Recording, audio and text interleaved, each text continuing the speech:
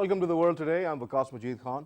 Today we're talking about Pakistan's foreign policy challenges. It's been 70 years since the creation of the country, and over those decades we have had many crises and challenges to contend with. But now in 2017, what are the major challenges that are confronting Pakistan? Of course, the world is now a very changed place after 9/11, and since then we've come a long way, but still a lot needs to be done when we talk about Pakistan's foreign policy. Originally, the idea that the Quaid-e-Azam laid out for us was a foreign policy based on friendship and cooperation with other countries across the world. So how far have we come from that ideological perspective laid out by our founding father? That is going to be part of our discussion, so let's get the discussion started. I'd like to introduce my guest in the studio. Joining me today, we have Mohammad Shiraz, and along with him, Yasir and Masood. Both are foreign affairs experts and academics. Thank you very much for being in the studio.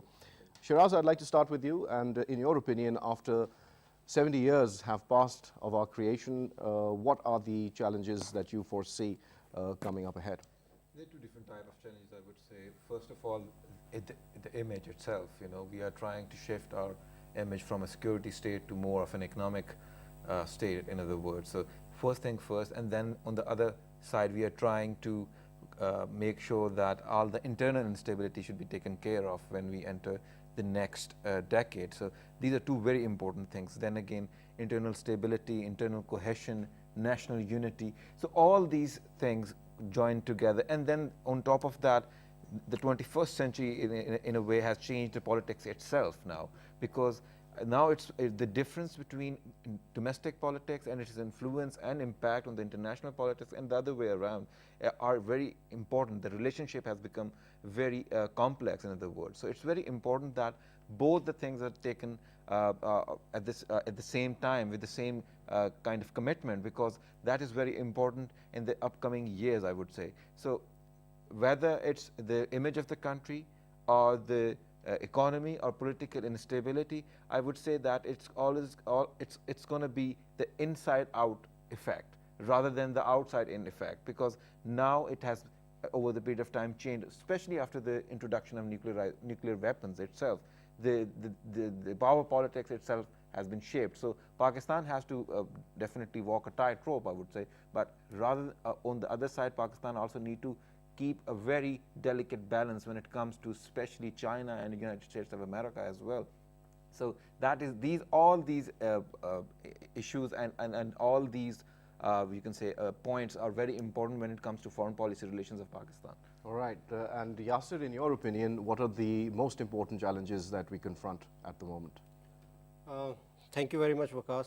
I think the foremost thing for us as well as for the rest of the world in today's world is securitization of the states, and that to me comes at the forefront when we talk about the stability of a nation, the stability of a state. So as we know that this threat is such a humongous threat all over the world, that either in the West, either in the West or any part of the world, states are more concerned about two particular things. One is security and the other one is economic accentuation. But that is only possible when there is stability and security of the state. And that's why all eyes are set in different regions. Now, why it is so important in the first place when we talk about security and economic ascendance, I believe that it is the effects or implications of those policies which emanated from the West, and those were like to disintegrate the world, to disintegrate the region for their ferocious motives, for their ulterior motives, for their gains. And this gain, unfortunately, which transcended from one region to another, now we are reaping the poisonous fruits of those gains. And that was the real politic, to disintegrate, to divide the nations through wars, through injecting conflicts in different regions. And that's why today we are talking about security. That is why security is has become a sort of quintessence when we talk about the security, the foreign policies. So exactly our foreign policy is also reflective of the foreign policy of the other world. So we are much concerned about it, and that is why, especially this country, and I have been saying this through this platform many a times, that Pakistan has achieved milestones. There is no state under the sun which has been inflicted under the menace of terrorism and extremism. So this nation has done a lot.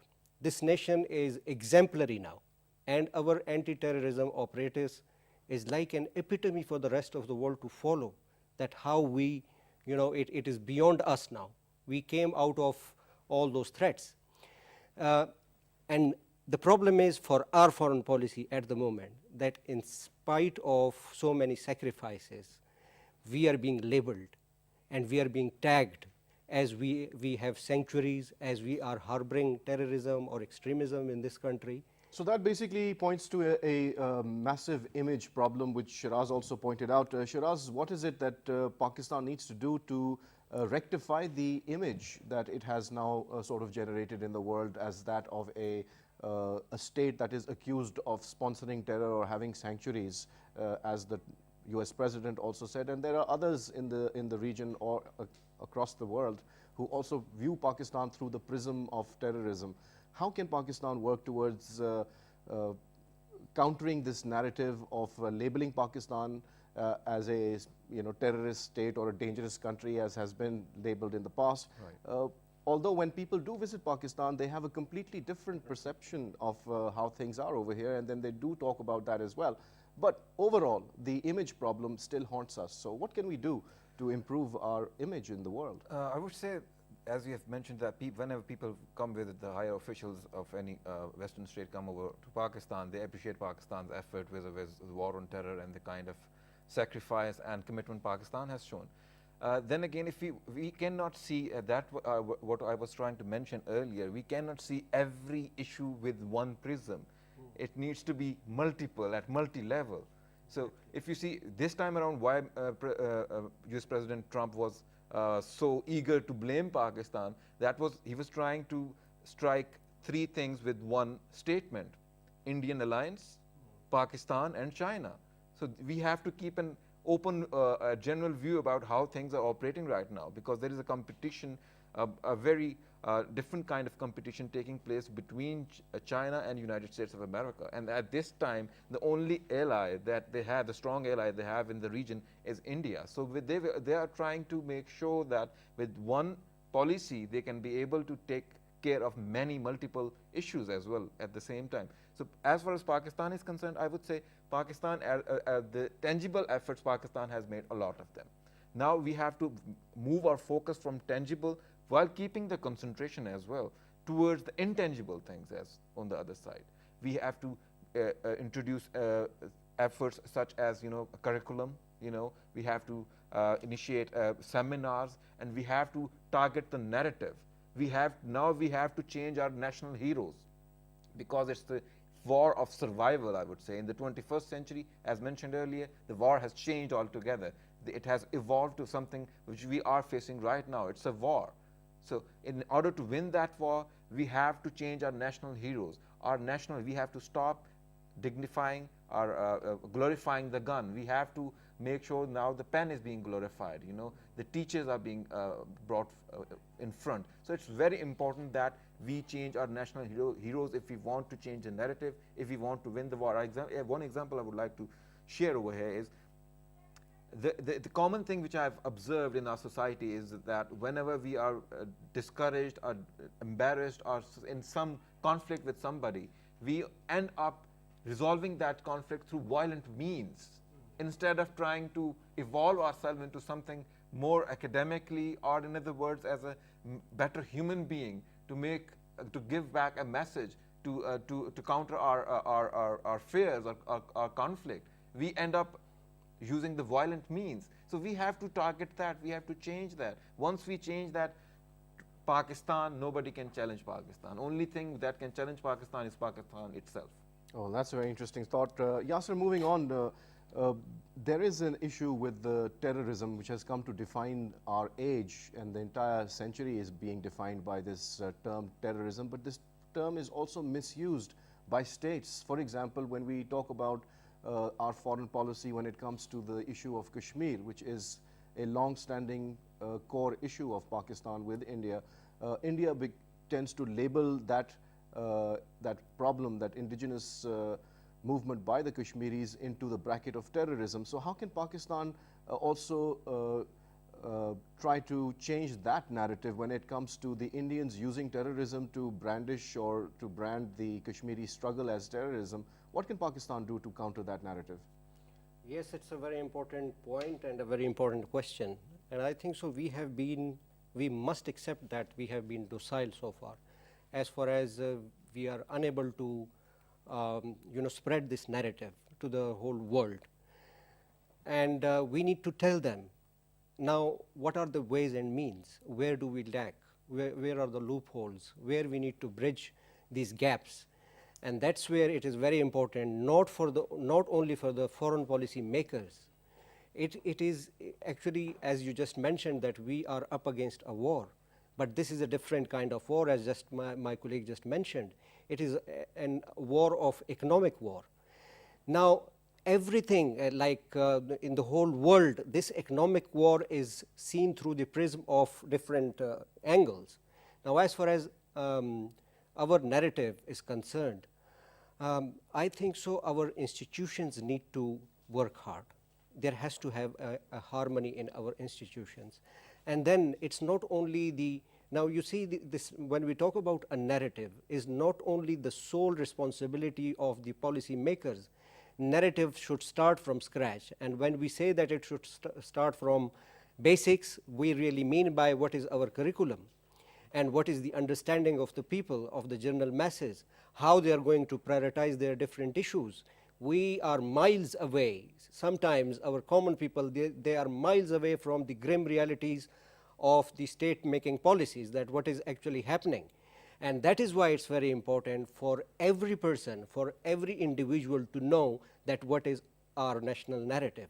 And that's how, our stakeholders, civil society, media, academicians, universities, students, those intellectuals, they need to come forward. And that's where it is very important that a narrative will build up.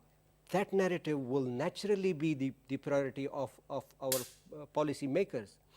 And then when we talk about Kashmir, now they brandish terrorism in Kashmir, but instead of talking about Kashmir, they tag and label Pakistan as a terrorist state.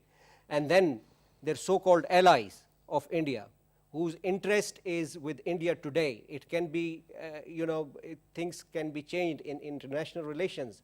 There is no permanent foe and there is no permanent foe. So, talking about that, there is this civilized world is, do you think so they are unaware what is happening in Kashmir, what kind of worst atrocities are happening in Kashmir? They obviously know. But when look at the double standards, look at how realities twist over time. Even I would give an example that today when we talk about extremists or terrorists, if we talk about Daesh or Talibanization, if we turn the clock back, you see these were the people who were admired, who were rewarded, who were the heroes of this civilized world. They were called Mujahideen. In a way, they are a result of our previous foreign policies. Exactly. They were our foreign policy. If we turn the clock back to history, we have short-sighted. So what lessons should we have derived from our previously held foreign policies that have yielded the kind of present state of affairs that we face today? The first lesson I would say is that we need to kind of get out of that relationship where we are overwhelmingly obsessive about our sole superpower. We have to, and that, to an extent we have been able to do that. We are trying to balance, which is good. At least there is some understanding, there is some vision now that we cannot go one single-handedly without any thought process into a relationship and then do whatever we are told to do.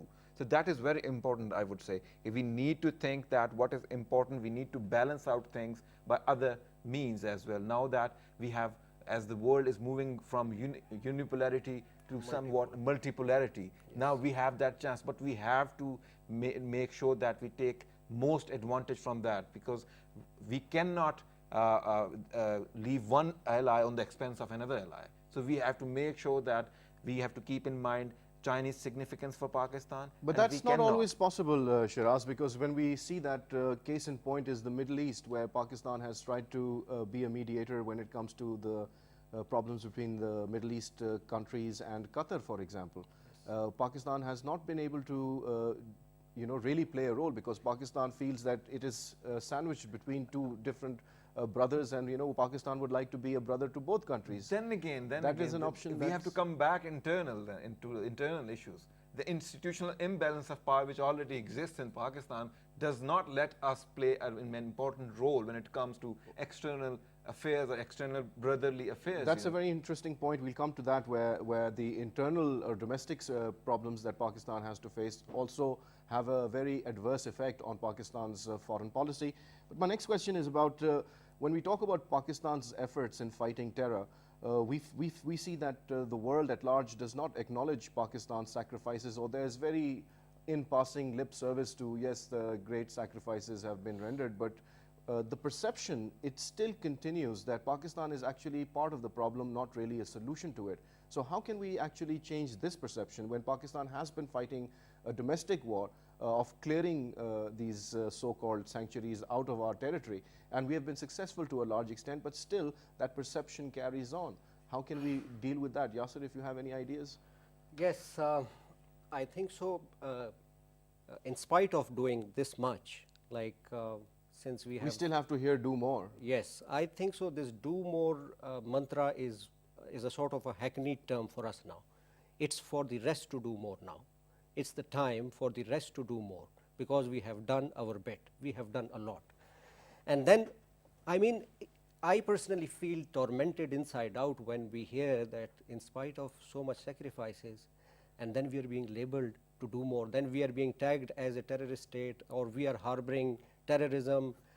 It's the other countries, I would call them intruders, including US and including India and the rest of the countries as well, which is poking, and which is like doing, creating fuss and chaos in our country. Now the important question, as you just asked, that what we need to do, how we need to do this, we need to change this perception. When we talk about foreign policy, actually the domestic policy is the reflection of the foreign policy, or foreign policy is a larger canvas of the domestic policies. We have to put our own house order in first. When we say that we have to put our own house in order, by this I mean that there has to have institutional harmony. There has to have an institutional strength. Say, for example, like I would quote example of India in this sense, that their institutions are much more settled, but we are still, it's like a distant dream for us, because institutions, they're not settled. We at times we feel like we are not on one page. We are confused and we are disturbed that what should be the foreign policy, what should be the stance which needs to be carried on in as far as foreign policy is concerned. For example, like when we talk about NAP, and then there is an important ingredient and component of reforms. And that's where I personally feel that it's very important that we need to work on reforms. Like, so for example, what we have done as far as educational reforms are concerned. We don't even know up till now, if we talk about madrasa education reforms, we don't even know that how many registered madrasa students are registered in this country. Look at the constitutional reforms. We are unable to do that. And that's where I say that there is no harmony, because different institutions have different priorities, they have different stakes. We need to come out of that, and that's the solution, because a narrative, a perception has to come from within. Yeah, that's much easier said than done. So in your opinion, Shiraz, what other domestic issues are blighting our foreign policy, and especially when Yasir has very rightly pointed out that the implementation in the reforms that we keep hearing from time to time never takes place. So who's going to bell the cat in this particular case? Who's going to take the initiative to actually implement the reforms that are required for Pakistan to be a progressive and developing country? I think it's then again the vision, it's then again the internal realization that needs to be there. And I think there is another country which is available, which is trying to help us in that path. Because as far as Pakistan is concerned, Pakistan is now thinking ahead of itself now, because earlier on most of the policy making was day-to-day basis, action and reaction. It was not preemptive. Absolutely, it was a reactionary policy in most cases. Exactly. Now what we see is, now we are planning for 10 years or beyond 10 years, 2025 or 2020. So are we like moving from knee-jerk reactionary policies to a more strategic and balanced or foresight? I would say slowly, gradually, but yes, we are.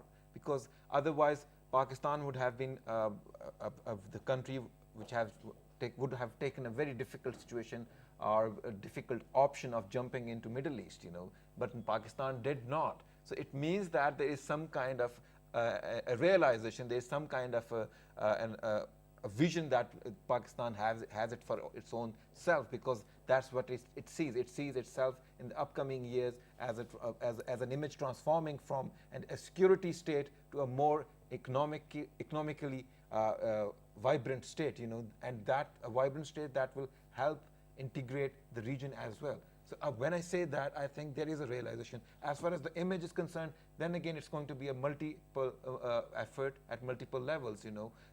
For example, we first of all, as far as the internal question is concerned, we definitely need to change our national heroes. I will insist on that. We need to change our national heroes, because that, for example, sportsmen go out there, it creates a positive image of Pakistan. Similarly, when the academicians, when the engineers, when the best doctors, when they are, going out of the country, or given recognition within the country, that is going to change the image. Right. That's very important. A very good point that you raised. But another very interesting or important aspect of any country's national, or rather their foreign policy, is dependent on the national interest or this national self-interest that every country talks about. So how important is it that Pakistan looks at its own national interests first and then decide on what foreign policies will be formulated as a result of what they have decided that the national interest is? So do you think, Yasir, that we have been able to define our own national interest efficiently and effectively enough that we can have a solid foundation for a foreign policy to be based on? I would say yes and no in response to your question. But as far as national interest is concerned, it works like a centrifugal force when we talk about foreign policy. It works like a nucleus, because without national interest and then going about it and then making policies, and if you take national interest out of it, it would be sort of a shallow policy, because without national interest, there is no foreign policy. We have taken high moral grounds for the last 5 years or so, and we have been, to a larger extent we have been successful. In spite of, we have to see through the prism of how many challenges we are confronted with. And yes, Pakistan, if we analyze internally as well externally, we are up against many challenges. So keeping that in context, I think so Pakistan has remained successful. Today, Pakistan is a respectable country. Pakistan has a very good self-image, which has been portrayed to the rest of the world because of our foreign policy. Like you see, if I give an example on the Kashmir stance, Pakistan has played its cards very well, and now there is a growing realization, there is a growing sense, at least creeping from different parts of the world and different nations, now at least acknowledging and realizing Pakistan's sacrifices as well as Pakistan's stance as far as the Kashmir stance is concerned. So I think so, and then in this multipolar world order, you see the world has changed now, and especially because, as I mentioned, that it is about economics, and now the shift is changing from the west to the east. So in that particular context, Pakistan has a very good image. Pakistan has played a very pivotal role, because with the with the unison of China and Russia now, in this multipolar world order, regional guild is very important. And that's where Pakistan is showing its positive image and showing to the rest of the world, to its neighbors and near neighbors, that Pakistan is a peaceful country, and now we are trying to change our image.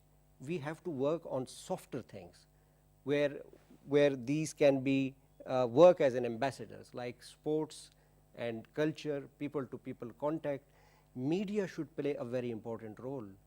Media is very important because you see, we call media as a double sword agent. It has its positive as well as it has its drastic implications. And when we talk about national interest, because that's what the image people get, and like for example, my friends from the West, when they visit Pakistan, they have complete a different experience, and they express themselves that this is the best country they have ever seen. But when we are in the West, or what West is portraying is basically from our media. So that's where the importance of media is critical, because it's like walking on the eggshells.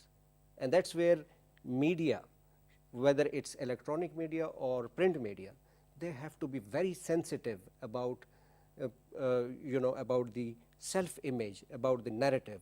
And that's where I think so, media can play a very important role in changing the perceptions. Yeah, absolutely. A very important role should be played by the media. But let's talk about the alliances within the region that also keep changing as a result of the foreign policies dictated by other countries. For example, when we talk about Afghanistan, there's a huge foreign policy challenge for Pakistan. We have accusations coming from Afghanistan that Pakistan is supporting the Afghan Taliban and so on and so forth, back and forth. Similarly, we have back and forth accusations trading between India and Pakistan as well. So the result is that we have more confusion and divisiveness and chaos. But how can we determine policies and also keep the alliances that we have generated over many, many decades to stay with us, rather than have a fickle sort of arrangement between states as relations continue with various states across the world? How can we have stable relationships with various countries? Shiraz, if you'd like to answer that. Well, definitely. I would say that the stability of the relationship between different countries is the hallmark of what is going to be in the upcoming century or in the upcoming years. As far as Pakistan is concerned, Pakistan's strategic location is as such that Pakistan needs to make sure that it fully takes advantage of its strategic location, and then plays an important role in balancing the relationship itself. Because if it's Kashmir or the image of Pakistan, whatsoever is the question, I think the answer lies in Pakistan's strategic location and how well you use it.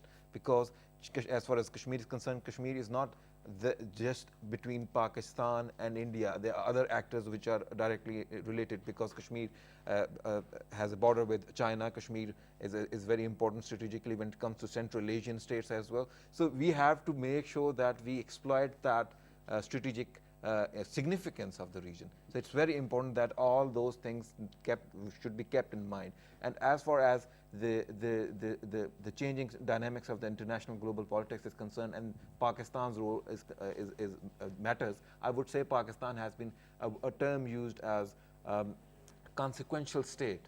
Pakistan has been the game changer for the superpowers. Go back in 1970s, 1980s, with the war against Soviets. Pakistan was the trump card then, and even now in the 21st century, Pakistan is the trump card again. It's not about the strategic location of Pakistan, it is how well we use that location. And it is very important for a country who has such a central strategic location that it makes sure that it has a balanced relationship with all the regional powers and the global powers as well. The powers which are considered as the hegemons, and the powers which are growing in their influence politically and economically as well. So we have to strike a balance. How we strike a balance, that is the tricky part, I would say.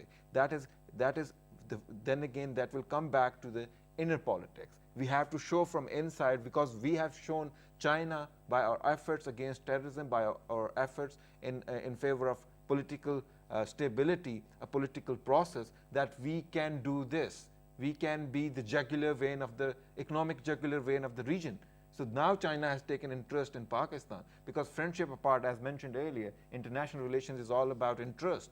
For China, Pakistan is an interest apart from long-term friendship. That long-term friendship has been gone through different stages of common interest. So now the common interest Pakistan can do with is basically by putting its own house in order first of all, and then making sure it strikes a balance between the regional and the global powers. All right, we're going to take a short break over here, and when we return, we'll continue with our conversation. So take a short break, we'll be right back.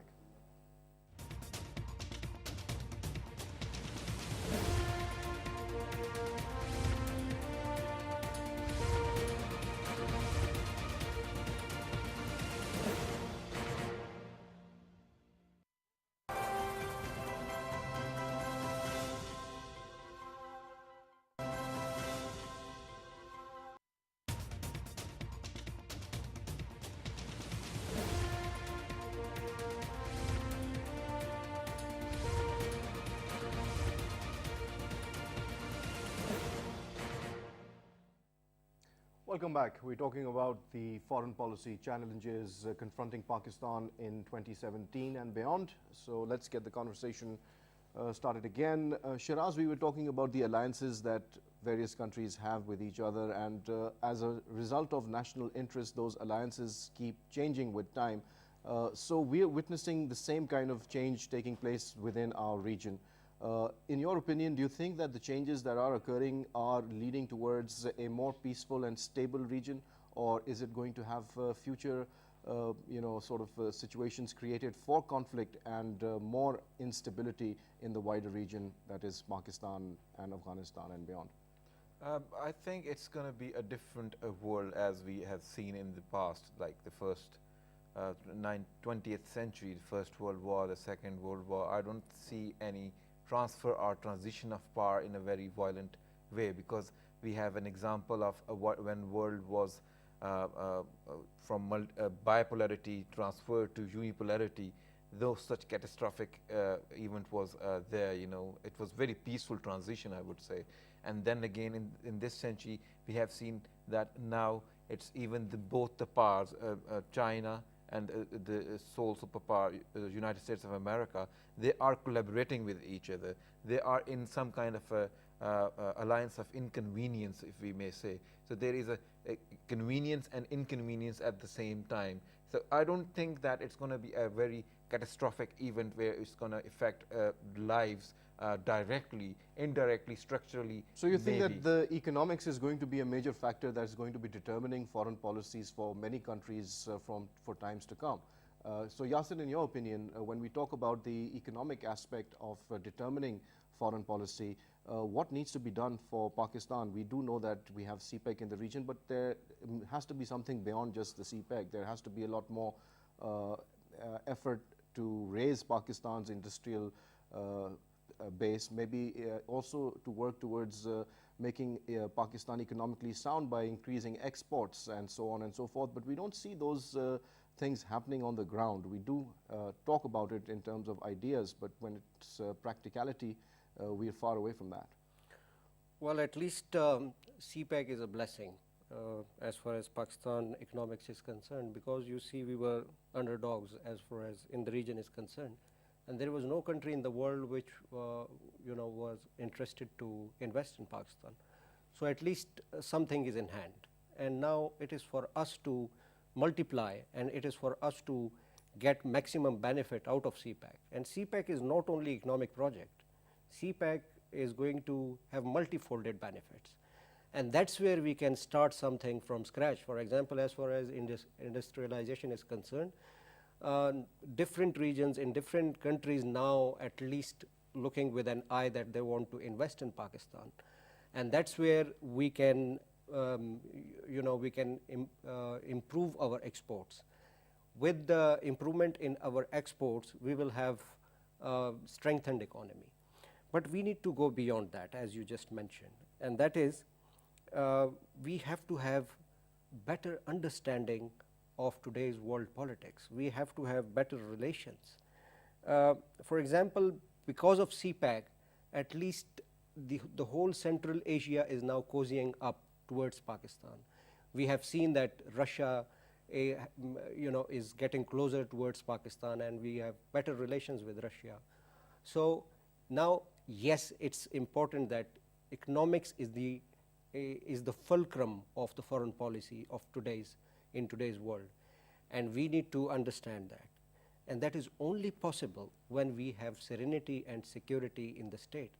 Now, when we talk about the region, and when we talk about the interest of the bigger powers in the region, and in internal dynamics, internal politics, why these hegemons are so much concerned about the nitty-gritty and about the internal dynamics and politics, because it has a far-reaching implications.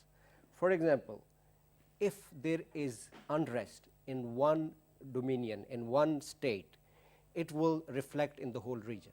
And that is where, when we talk about US in Afghanistan, the longest war in the history of US outside America. Now, what logic would suggest that they should promote peace in Afghanistan, but it's not happening.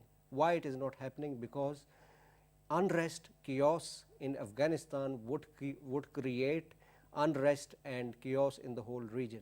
And that's where it is very important in international relations that one component, the whole region should be secure and the whole region should be economically strengthened. And that's where I think so these powers are trying that there should not be any security, there should be a threat, there should be chaos should linger on in Afghanistan, because if it happens, then Pakistan would definitely, it will have implications on Pakistan. So for us, the first thing, the foremost thing, the immediate and the prioritized action would be to create peace in Afghanistan. But that's not only possible with only Pakistan can't do that until and unless other regional players, they come forward, and they should relinquish these their own interests. There has to be one interest of the whole region and of the bigger powers, and that is to create and to promote peace in Afghanistan. Yeah, absolutely, and we have been working towards that goal, and Pakistan's stated foreign policy vis-a-vis Afghanistan is also that they would help and support Afghanistan's owned and led peace process, and Pakistan is willing to do everything to facilitate that.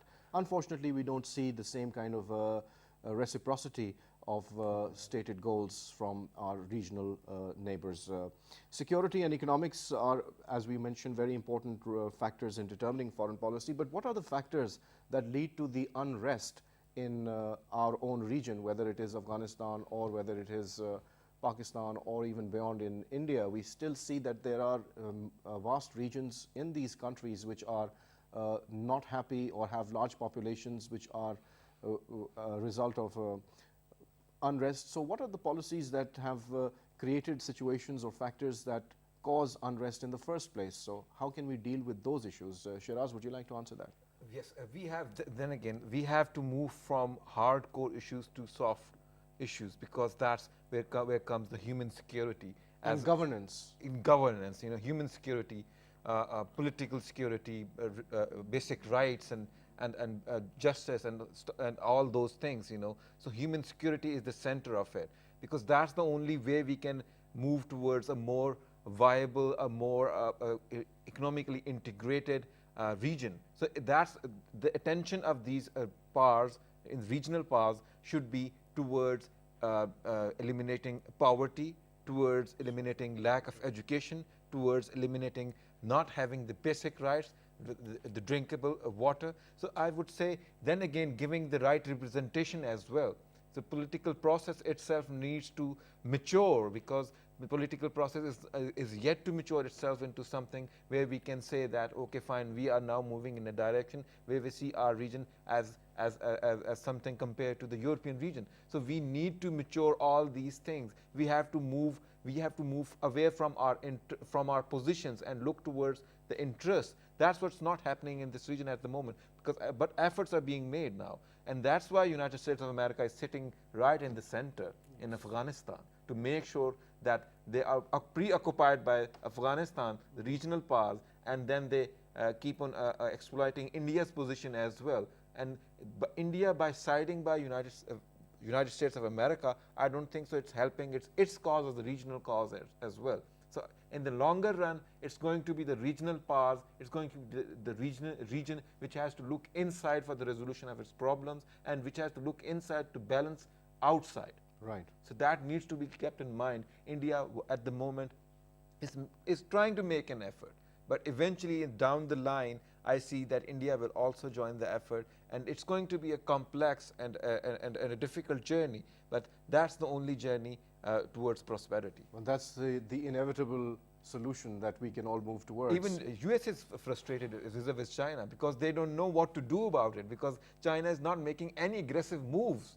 It is all about economics, it's all about development, it's all about integration. And a case in point is the standoff with India in Doklam sector, where we've witnessed that the Indians have now pulled back their troops, and it's all quiet on the northern front, as they would say.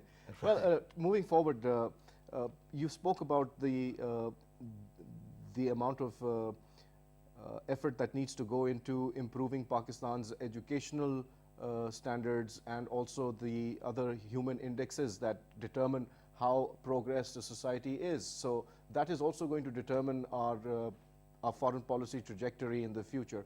So at the moment, do you think we are on the right track? And if so, what track is that, and what more needs to be done? Yasir, if you'd like to answer that. Yes, we need to come out of this syndrome now. We need to come out of this shell of securitization, because that's what we have been doing since our inception.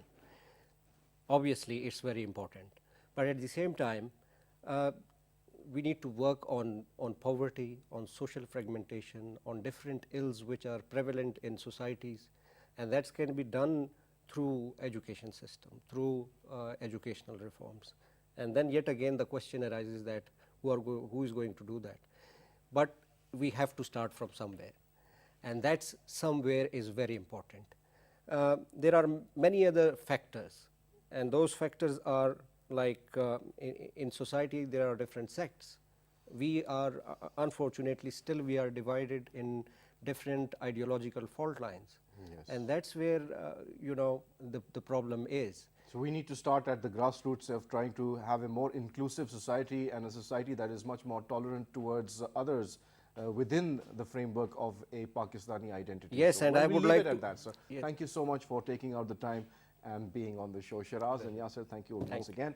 Well, you heard the conversation, and I'll leave it up to you to draw your own conclusions from what you have heard, and with the hope that the conclusions are positive, it's goodbye.